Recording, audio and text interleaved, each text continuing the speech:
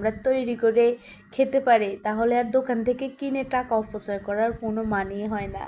আসসালামু আলাইকুম, হাবিবা রহমান ফেজ থেকে আজকে নতুন আরেকটি ব্লগে আপনাদেরকে স্বাগতম জানাচ্ছি। যেখান থেকে দেশ এবং দেশের বাহির থেকে আমার ভিডিওটা দেখতেছেন, কাইন্ডলি ভালো লেগে থাকলে অবশ্যই স্কিপ করবেন না, আর যদি ভালো না লাগে স্কিপ করে চলে যেতে পারেন। যারা মিষ্টিখোর তাদের খাওয়া দাওয়ার পরে মিষ্টির একটা নেশা ওঠে, এটাই স্বাভাবিক। আমিও তার চেয়েও ব্যতিক্রম নয়, আমিও তাদের মতনই একজন। খাওয়া দাওয়ার পর রাত্রে 11টার দিকে বাচ্চাদেরকে নিয়ে শুয়ে গেছি, তখন হঠাৎ মনে হলো যে একটা মিষ্টি খেলে হয়তো ভালো লাগবে। তো ভাবলাম যে চুলার উপর তো দুধ আছে, তারপরে সঙ্গে সঙ্গে চলে আসলাম রান্নাঘরে। আর ভাবতেছি আমার হাজব্যান্ডও 12টা 1টার দিকে আসবে, সেজন্য এই সময়টুকু 11টা থেকে 12:30 1টা এই সময়টুকু একটু মিষ্টি তৈরি করে নিই।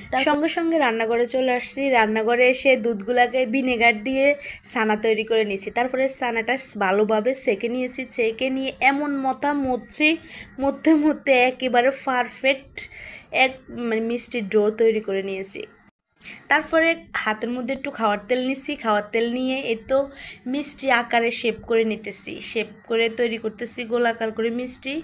তারপরে ছোটো ছোটো করে তৈরি করছি, কিন্তু সিরকায় দেওয়ার পরে মিষ্টিগুলো মাসালা কিন্তু অনেক ফুলে অনেক বড় বড় হয়ে গেছে। এই তো এক এক করে মিষ্টিগুলো তৈরি করে নিতেছি।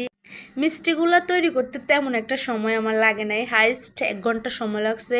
1 ঘন্টার মধ্যে আমি তৈরি করে আবার নর্মাল ফ্রিজে রেখে দিয়েছি।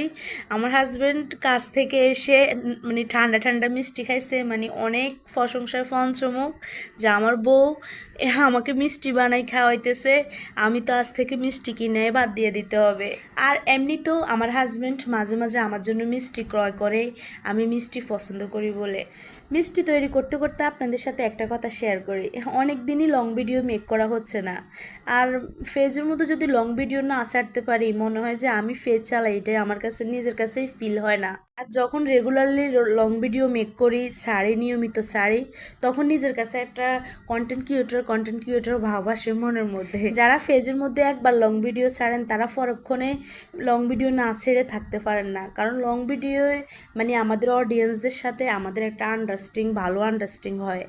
আচ্ছা, যাই হোক, তারপরে আমি মিষ্টিগুলো তৈরি করে একটু শিরা বানাইছি। এখানে একটু চিনি দিছি, হালকা একটু লবণ দিছি, আর এখানে এলাচ দিছি কয়েকটা ফাটিয়ে। তারপরে পানিটাও বলকিয়ে এখানে আমি যে মিষ্টিগুলো তৈরি করছি সবগুলো মিষ্টি দিয়ে প্রায় 20 মিনিট ফুটিয়ে নিয়েছি ঢাকনা দিয়ে। তারপরে ঢাকনা তোলার পর আমার এই ফাইনাল লুক মিষ্টির।